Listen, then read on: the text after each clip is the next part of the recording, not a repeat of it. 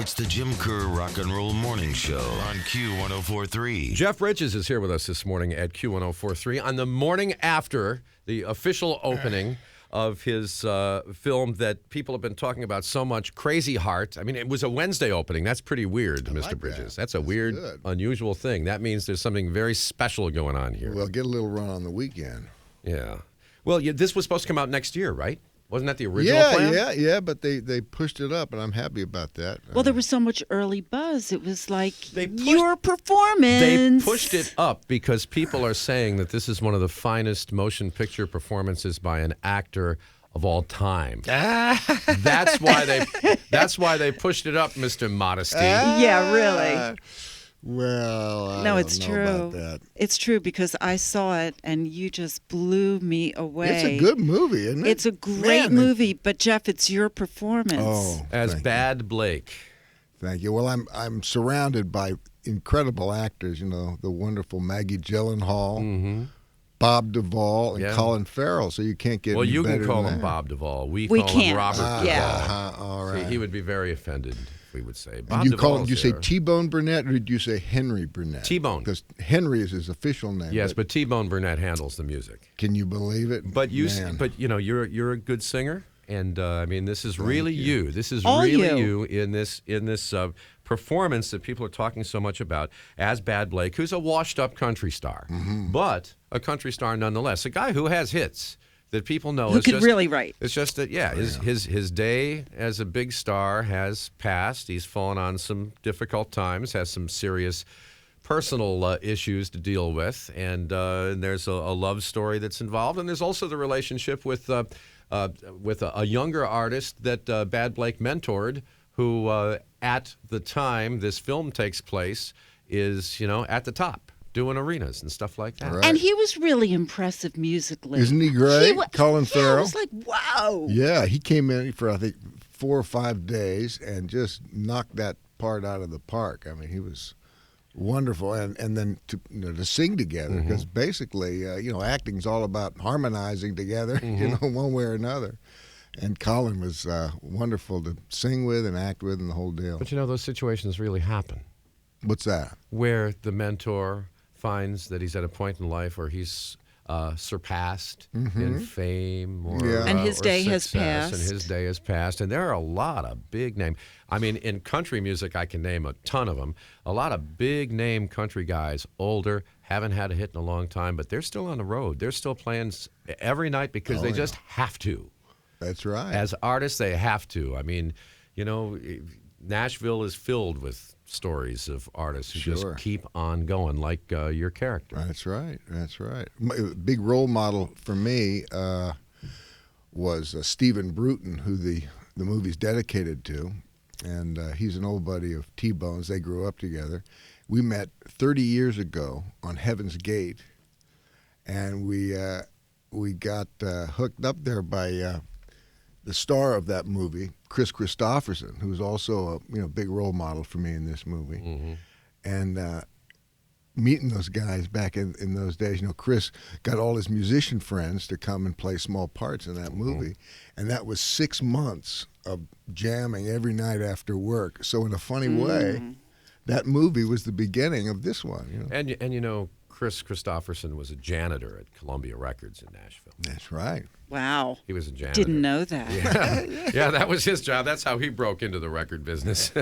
He was a janitor, but he cornered people and they listened to his music. Johnny Cash. Yeah. Right? Cornered Johnny. Yes, I know. Can you imagine having the guts to do that?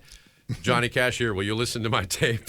It's pretty amazing. He was also a helicopter pilot, and the story goes, I haven't checked this out with Chris to make sure if it's correct, but the legend is that he flew in a helicopter into Johnny's house and landed there and handed him his tape.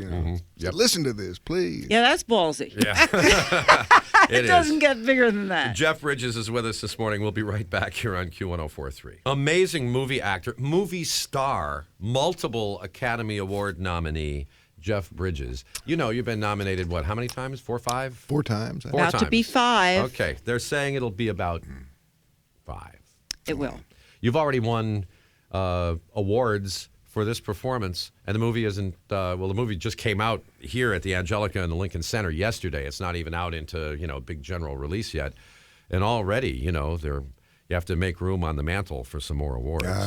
Nomination. I don't know about awards, but you have at least 4. You are actually now the front runner, I would say, for Best Acting for the Oscars. Not that there's any kind of, race or anything. And not that we're trying to put that jinx on it, and I know you don't even like to go there, but you are. And you're actually called the most underrated actor in America. Well, you were nominated for your first major role. That's right. Your very first one. Last Picture Show. What a great movie that was. Yeah. Oh, you made so many great movies. I mean, it's just incredible to think of what you were able to do just with your face, without any words. Sometimes when it was just your face that we were looking at in Starman. I mean, it's the face. You know what I'm talking about, don't you? Absolutely. I mean, besides just sometimes the way you would move your face. I mean, that's acting that I don't know. You can't go to classes and learn how to do that, can you? Yeah, the face class. You go to the face class, they teach you this. Yesterday, his film Crazy Heart, which critics are raving about, opened at the Angelica and the Lincoln Center. Of course, it's going to open everywhere eventually. And Shelli was lucky enough to see it because she gets to go to the movie critics screenings. Oh, and I had to vote for 2 critics groups. And so, you keeping your notes, and I'm going to vote for this one, that one. And in the middle of Crazy Heart, I just said, okay, the vote is changing. The vote is changing right here. And one of the scenes that'll stand out, I think, in everyone's memory after they see this is that vomit scene. You like those. You like that. You Wait a second. That's not the first time the guy's head's been in the toilet. No. There you go. A familiar place. There you go. There's been a little intimacy with the toilet before, Well, hasn't it's there? a nice place to put your head. What the heck? Speaking of which, there's Comforting. the Big Lebowski has taken on cult status, as you know. There are people who know every single word of dialogue in the entire film. They just love it. We're talking about Lebowski fests around the globe. Mm-hmm. How does that make you feel?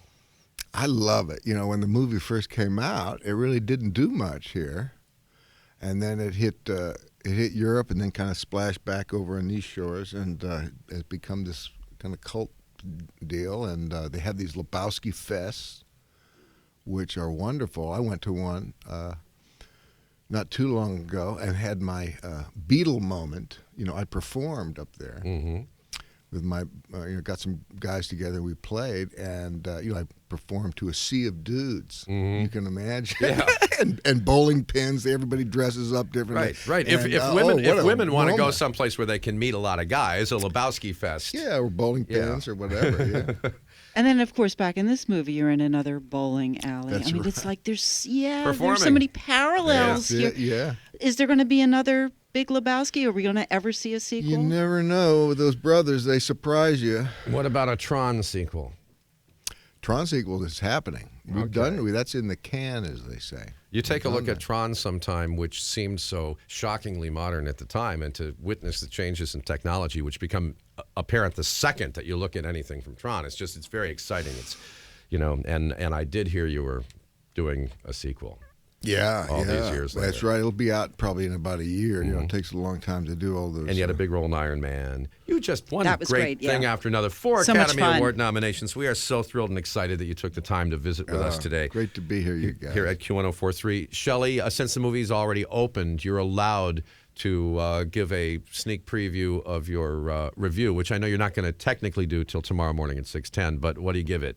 Off the chart stars, and particularly for you, Jeff Bridges. And I do predict you will win the Oscar. Wow. Off the charts stars. Yeah. She's never You've said got- that. Yeah, you've ever got to see it. About this anything. performance is, it's just, it's out of this world. Well, thank you so much for dropping by this morning here at Q1043. Nice hanging with you guys. It's the Jim Kerr Rock and Roll Morning Show on Q1043.